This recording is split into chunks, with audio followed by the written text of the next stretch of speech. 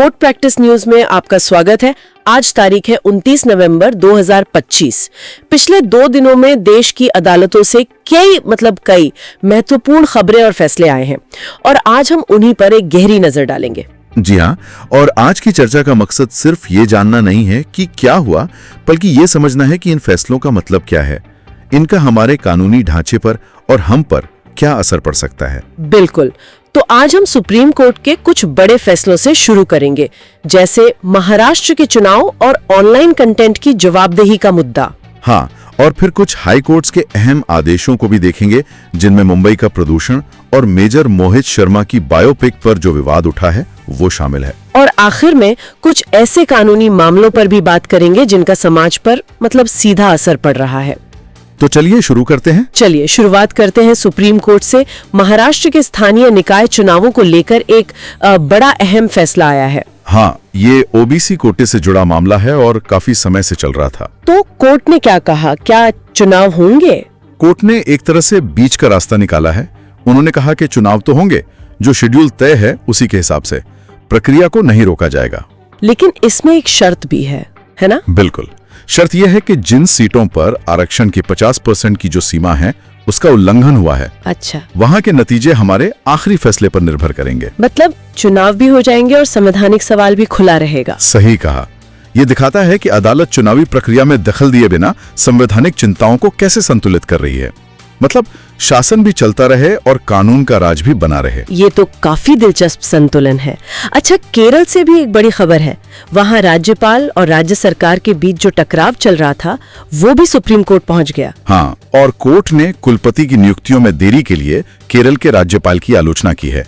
एक जस्टिस ढुलिया की रिपोर्ट थी जिस पर वो कोई एक्शन नहीं ले रहे थे। और एक और मामला था जिसमें कोर्ट ने काफी सख्त रुख अपनाया, वो पिनेली ब्रदर्स वाला। जी, उसमें तो कोर्ट ने बहुत साफ संदेश दिया है। किस बारे में? वो लोग गोपनीय केस डायरी तक पहुंच गए थे, जो कि कानूनी प्रक्रिया का घोर उल्लंघन है। ओह! तो कोर्ट ने न सिर्फ उनकी आलोचना की, बल्कि उन्हें सीधे सरेंडर करने का आदेश दे दिया। ये दिखाता है कि प्रक्रियात्मक अनुशासन कितना जरूरी है। सबूतों से छेड़छाड़ नहीं चलेगी। बिल्कुल। अच्छा, अब एक ऐसे मुद्दे की बात करते हैं जो शायद पूरे देश की उच्च शिक्षा को प्रभावित कर सकता है। आप वो निजी विश्वविद्यालयों की राष्ट्रव्यापी जांच वाले मामले की बात कर रही हैं? जी हाँ, ये शुरू तो एक छात्र की शिकायत से हुआ था, ना? हाँ, सिर्फ एक छात्र की शिकायत से। और अब सुप्रीम कोर्ट ने केंद्र, सभी राज्यों और यूजीसी को नोटिस जारी कर दिया है। और उनसे क्या मांगा है? देश के हर एक प्राइवेट यूनिवर्सिटी पर हलफनामा, वो कैसे बने, उन्हें कौन चलाता है, उनका फाइनेंस कहाँ से आता है और क्या वो सारे नियमों का पालन कर रहे हैं। एक शिकायत पर इतना बड़ा एक्शन, ये दिखाता है कि अदालत इस मुद्दे को लेकर कितनी गंभीर है। शायद उन्हें लग रहा है कि ये किसी एक यूनिवर्सिटी की नहीं, बल्कि पूरे सिस्टम की समस्या हो सकती है। अब बात करते हैं टेक्नोलॉजी और कानून के टकराव की। यहाँ से तो कुछ बहुत ही हैरान करने वाली खबरें हैं, जैसे कि एआई जनित फर्जी केस कानून। वही, मुझे तो सुनकर यकीन नहीं हुआ।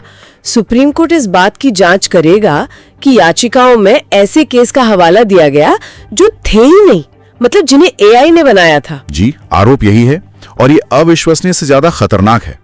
खतरनाक कैसे? देखिए, न्याय की पूरी इमारत सच और पुराने फैसलों की नींव पर खड़ी है। अगर कोई वकील मनगढ़ंत फैसले कोर्ट के सामने रखने लगे तो ये तो उस नींव पर ही हमला है। बात तो सही है। ये सिर्फ धोखाधड़ी नहीं है, ये न्याय प्रणाली को ही गुमराह करने की कोशिश है। अब कोर्ट को तय करना होगा कि जिम्मेदारी किसकी है।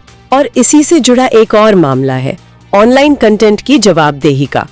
रणवीर अलाहाबादिया के केस की सुनवाई में खुद सीजेआई ने इस पर चिंता जताई। हाँ, उनकी टिप्पणी बहुत अहम थी। उन्होंने कहा कि आज कोई भी अपना चैनल शुरू कर सकता है और उसे जवाबदेह नहीं ठहराया जाता। तो क्या इसका कोई हल निकल रहा है?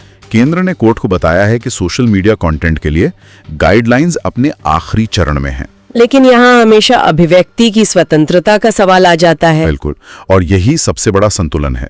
एक तरफ आजादी है, दूसरी तरफ गलत सूचना और नफरत को रोकने की जिम्मेदारी। ये दोनों मामले दिखाते हैं कि कानून टेक्नोलॉजी की रफ्तार से कितना पीछे चल रहा है। अच्छा, कुछ और फैसले भी हैं सुप्रीम कोर्ट से, संक्षिप्त में उन पर भी नजर डाल लेते हैं। बाइजू रविंद्रन की याचिका खारिज हो गई है। हाँ, NCLAT के आदेश के खिलाफ थी वो याचिका, और बौद्धों के लिए अलग पर्सनल लॉ की जो मांग थी उसे लॉ कमीशन को भेज दिया गया है। और आधार कार्ड नागरिकता का सबूत नहीं है, कोर्ट ने ये भी माना है। जी, और पश्चिम बंगाल शिक्षक भर्ती वाला जो मामला था उसे वापस कलकत्ता हाई कोर्ट भेज दिया है, पर एक निर्देश के साथ। क्या निर्देश?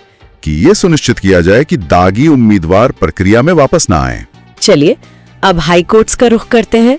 दिल्ली हाई कोर्ट्स में एक फिल्म को लेकर विवाद पहुंचा है। हाँ, फिल्म धुरंधर जो दिवंगत मेजर मोहित शर्मा पर बन रही है। उनके परिवार ने फिल्म की रिलीज पर रोक लगाने की मांग की है। उनका तर्क ये है कि फिल्म में मेजर शर्मा के जीवन को बिना परिवार की अनुमति के दिखाया गया है और ये उनकी मरणोपरांत निजता का उल्लंघन है। मरणोपरांत निजता, ये एक बहुत ही संवेदनशील मुद्दा है। बिल्कुल, यहाँ रचनात्मक स्वतंत्रता और किसी व्यक्ति, खासकर एक राष्ट्रीय नायक के परिवार के अधिकारों के बीच एक बहुत महीन रेखा है। इस केस का फैसला भविष्य की कई बायोपिक्स के लिए नजीर बनेगा।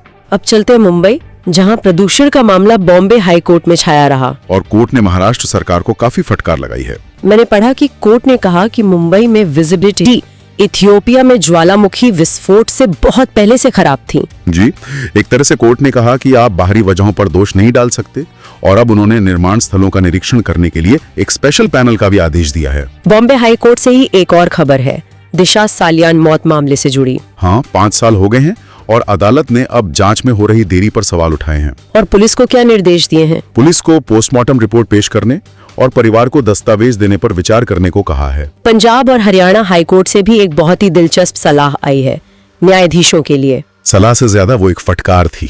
अच्छा।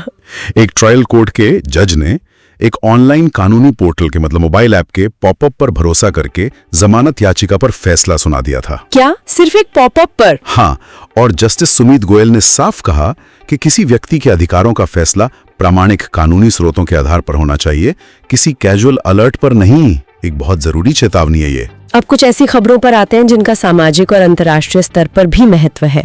एक भारतीय न्यायविद को एक बहुत बड़ी जिम्मेदारी मिली है। जी, न्यायमूर्ति एस मुरलीधर। उन्हें संयुक्त राष्ट्र ने इजराइल फिलिस्तीन संघर्ष पर जो संयुक्त राष्ट्र जांच पैनल है उसका नेतृत्व करने के लिए नियुक्त किया है। ये तो एक भारतीय न्यायविद के लिए बहुत बड़ा सम्मान है। बहुत बड़ा। ये न सिर्फ न्यायमूर्ति मुरलीधर की साख को मान्यता देता है बल्कि अंतर्राष्ट्रीय मंच पर भारतीय न्यायपालिका की बढ़ती प्रतिष्ठा को भी दिखाता है। अब दिल्ली की एक अदालत से भूल जाने के अधिकार यानी राइट टू बी फॉरगॉटन पर एक अहम फैसला आया है। ये डिजिटल युग में निजता के अधिकार के लिए एक बहुत बड़ी जीत कह सकते हैं। मामला क्या था? एक व्यक्ति थे जो ईडी के एक मामले में बरी हो गए थे, लेकिन सालों बाद भी इंटरनेट पर उनका नाम सर्च करने पर वही पुरानी खबरें सामने आती थी। ये तो कई लोगों के साथ होता है। बिल्कुल।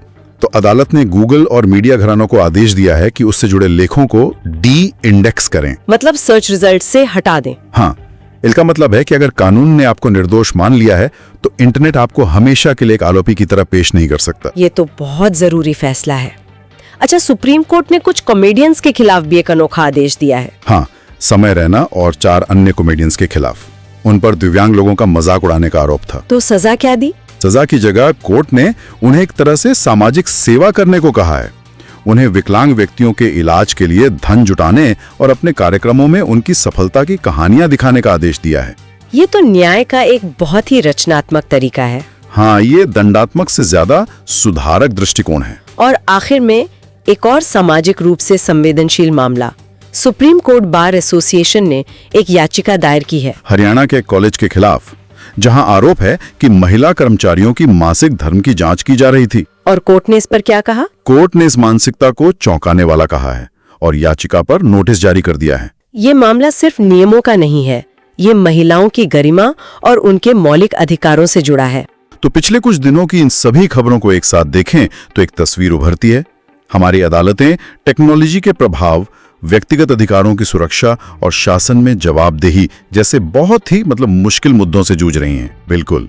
और आज की पूरी चर्चा से मेरे मन में एक बड़ा सवाल उठ रहा है। क्या? हमारा कानूनी ढांचा सदियों पुरानी सिद्धांतों पर बना है ना? भौतिक सबूत, इंसानी गवाही, स्थापित प्रक्रियाएं। जी। लेकिन अब हम एक ऐसी दुनिया में हैं जहां सबूत एआई बना सकता है, अपराध की कोई सरहद नहीं है और किसी की प्रतिष्ठा एक क्लिक में खत्म की जा सकती है। ये तो है। तो क्या सिर्फ कुछ नए कानून बना लेना काफी होगा या हमें न्याय के जो मूल सिद्धांत हैं उन पर ही फिर से सोचने की जरूरत है? ये एक बहुत ही गहरा सवाल है। भविष्य में ये देखना सबसे दिलचस्प होगा कि कानून इन नई सच्चाइयों के सामने खुद को मतलब कैसे परिभाषित करता है? एक ऐसा सवाल जो हम सभी को सोचने पर मजबूर करता है। कोर्ट प्रैक्टिस न्यूज में आज के लिए बस इतना ही। हमारे साथ जुड़ने के लिए धन्यवाद।